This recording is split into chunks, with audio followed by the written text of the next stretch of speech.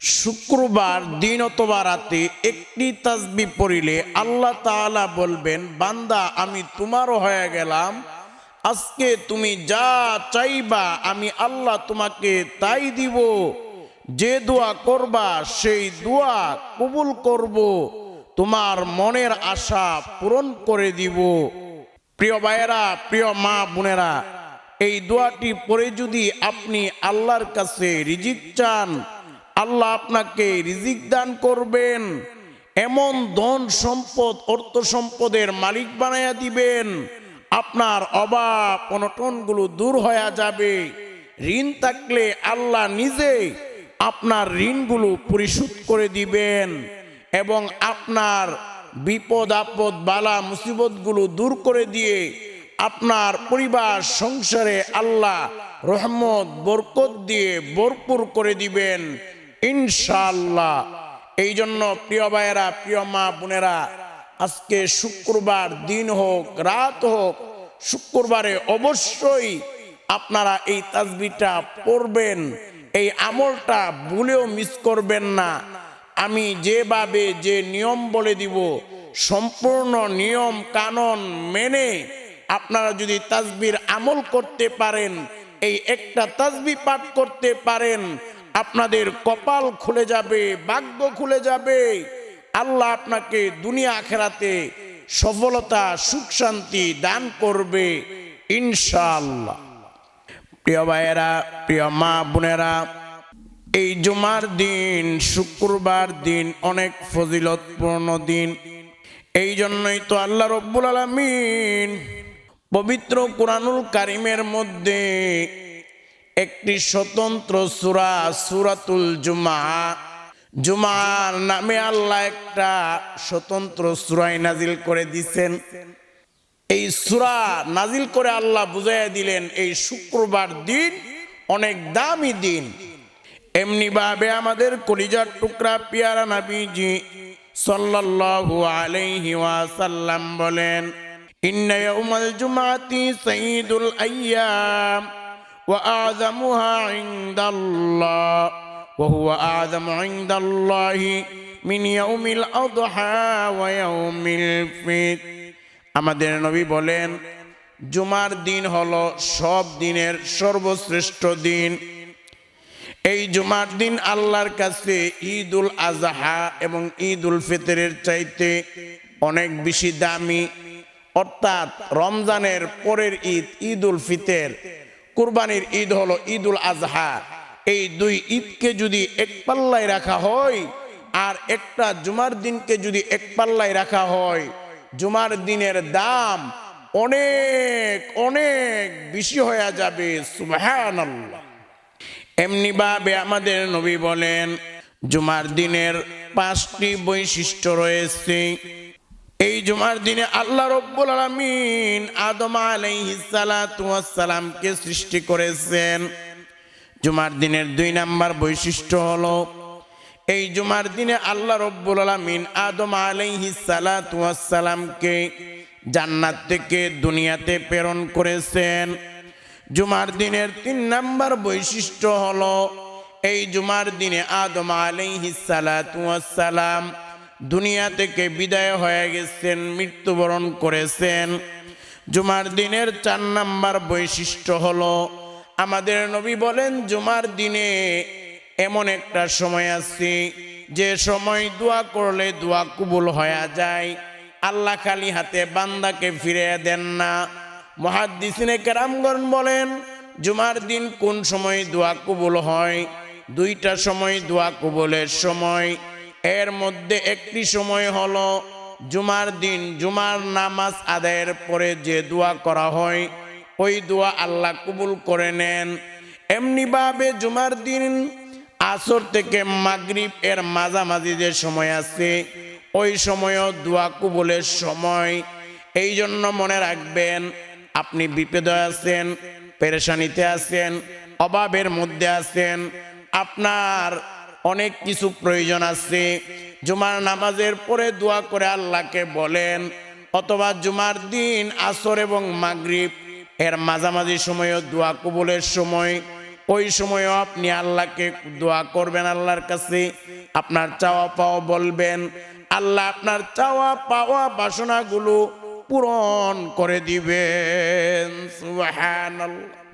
এমনি ভাবে জুমার দিনের 5 নাম্বার বৈশিষ্ট্য হলো এই জুমার দিনে কিয়ামত সংঘটিত হবে। আল্লাহর নিকটবর্তী ফেরেশতাগণ আসমান জমিন বাতাস পাহাড় পর্বত সাগর সমুদ্র সবকিছু এই জুমার দিনকে ভয় করে। এই জন্য প্রিয় ভাইয়েরা, প্রিয় মা বোনেরা, ভালো করে মনে রাখবেন, জুমার দিন অনেক ফজিলতের দিন, অনেক গুরুত্বপূর্ণ দিন, সপ্তাহের শ্রেষ্ঠ দিন, সেরা দিন। এই জন্য এই জুমার দিনটা হেলাই খেলাই কাটাবেন না। এই জুমার দিনে একটা তাসবিহ যদি আপনারা পড়তে পারেন, আল্লাহ বলবে বান্দা আমি তোমার হয়ে গেলাম, তুমি আজকে যা চাইবা আমি আল্লাহ তাই দিব। তুমি রিজিক চাইবা, তোমার রিজিক দিব। তোমাকে ঋণ আছে, ঋণ পরিশোধ করে দিব। অভাব অনটনগুলো দূর করে দিব।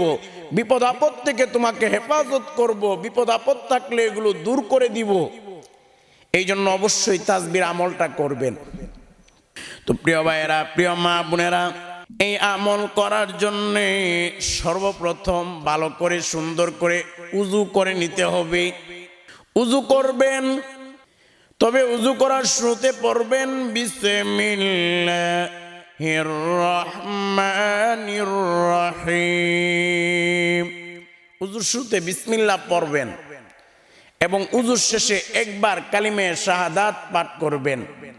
কারণ আমাদের নবীজি বলেন, যে ব্যক্তি উযুর শেষে একবার কালিমে শাহাদাত পড়বে, আমার আল্লাহ তার জন্য জান্নাতের 8টা দরজা খুলে দিবেন। হাসরের ময়দানে ওই বান্দা বান্দিকে আল্লাহ ডেকে ডেকে বলবে, বান্দা বান্দি তোদের জন্য জান্নাতের 8টা দরজা খুলে দিলাম, যে দরজা দিয়ে খুশি জান্নাতে চলে যাও। সুবহানাল্লাহ। এই জন্য উযুর শেষে একবার কালিমে শাহাদাত পড়লে জান্নাতের 8টা দরজা আপনার জন্য খুলে যাবে। কালিমে শাহাদাত একবার আপনারা আমার সঙ্গে পড়েন। তবে যারা পারেন না আপনারা শিখার চেষ্টা করবেন। সকলে আমার সঙ্গে একবার কালিমে শাহাদাতটা পড়েন। আশহাদু আল্লা ইলাহা ইল্লাল্লাহু ওয়াহদাহু লা শারীকা লাহু ওয়া আশহাদু আন্না মুহাম্মাদান আবদুহু ওয়া রাসূলুহু। কালিমে শাহাদাতটা আপনারা শিখবেন, উযুর শেষে একবার পড়বেন। তো প্রথম কাজ হলো এই আমল করার জন্য ভালো করে উযু করবেন।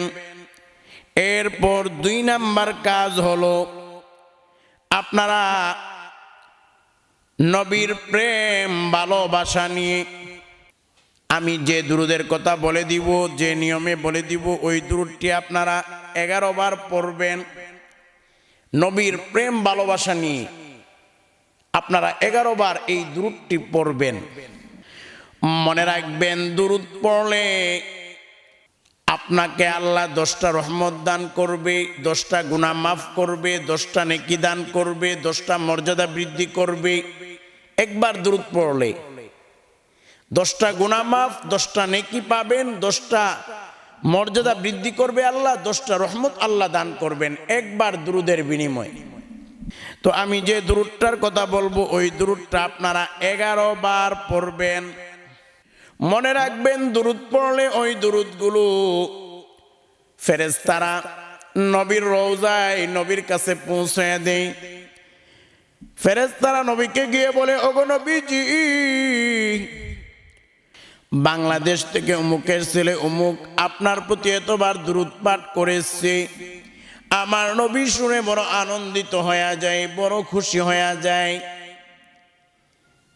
তো বিশেষ করে যে দুরুদটা আপনারা 11 বার পড়বেন, এই দুরুদটি হলো, সকলে আমার সঙ্গে পড়েন কয়েকবার, সাল্লাল্লাহু আলাইহি ওয়াসাল্লাম, সাল্লাল্লাহু আলাইহি ওয়াসাল্লাম, সাল্লাল্লাহু আলাইহি ওয়াসাল্লাম। এই দুরুদটি আপনারা 11 বার পড়বেন।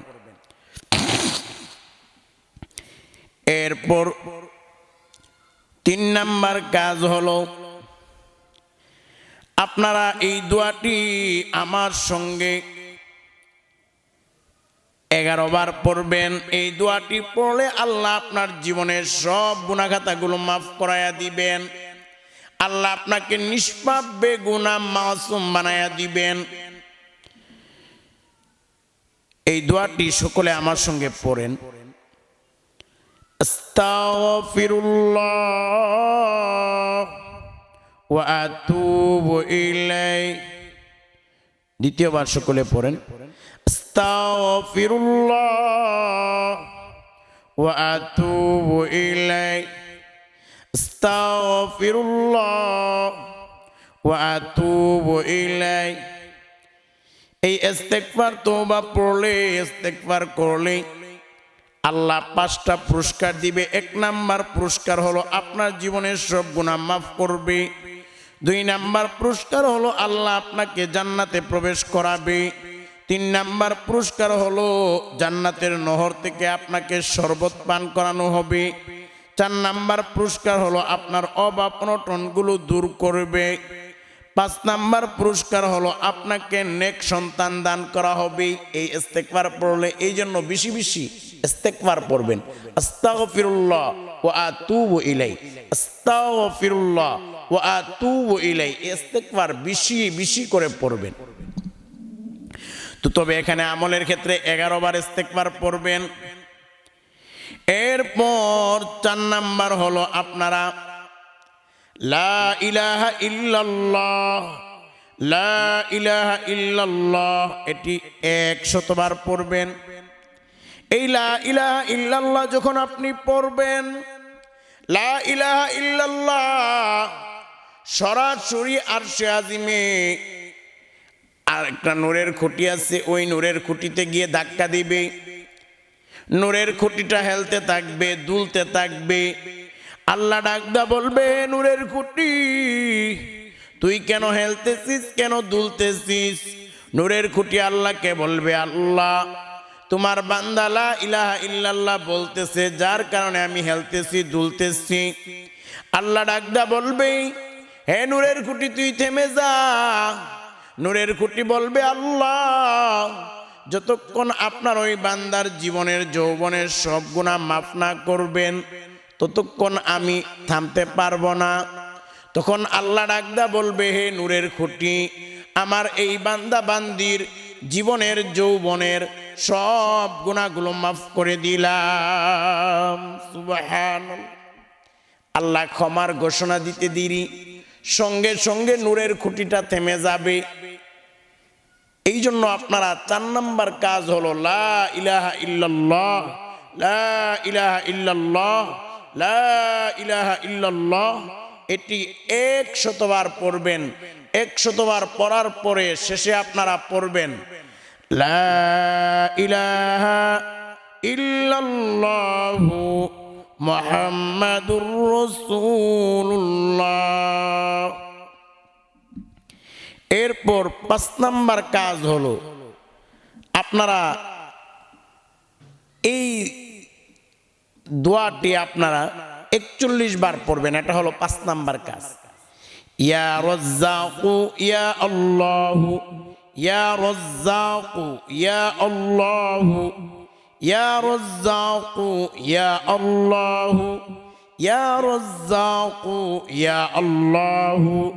এটি আপনারা 41 বার পড়বেন। তাহলে আল্লাহ আপনাদেরকে রিজিক দান করবে, রিজিকের পেরেশানি অভাব অনটন দূর করে দিবে।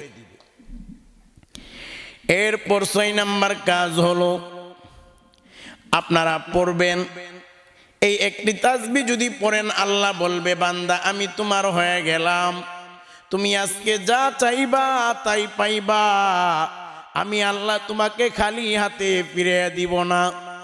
এই তাসবিহটি সকলে আমার সঙ্গে পড়েন। এই তাসবিহটি 41 বার পড়বেন। সকলে পড়েন আমার সঙ্গে। ইয়া যাল জালালি ওয়াল ইকরাম, ইয়া যাল জালালি ওয়াল ইকরাম, ইয়া যাল জালালি ওয়াল ইকরাম, ইয়া যাল জালালি ওয়াল ইকরাম।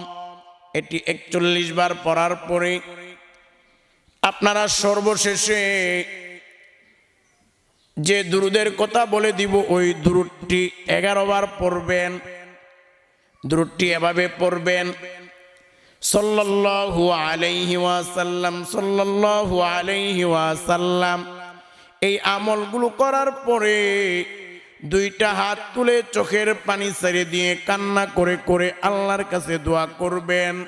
কারণ মনে রাখবেন, এই আমলগুলো করার পরে আল্লাহ আপনাদের দোয়া কবুল করবে, চাওয়া পাওয়াগুলো বাসনাগুলো পূরণ করবে।